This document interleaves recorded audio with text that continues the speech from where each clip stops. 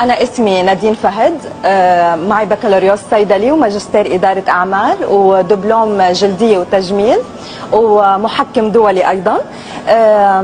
رئيس تنفيذي لشركة ويلث إن هيلث وصاحبة مركز دكتور نادين.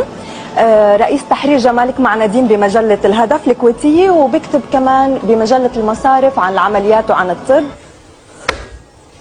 2012 كنت ملكة جمال سوريا، 2012 كنت ملكة جمال العرب، 2013 كنت أروع ملكة جمال بآسيا. واو تقريبا 4 مرات سفيرة النوايا الحسني وسفيرة العطاء وسفيرة السياحة المصرية.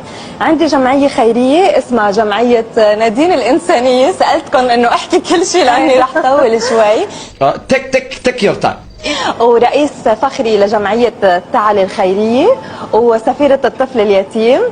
وشو بعد؟ وبال 2016 تم تكريمي ايضا بالمملكه الاردنيه الهاشميه كملكه جمال الشرق الاوسط 2016.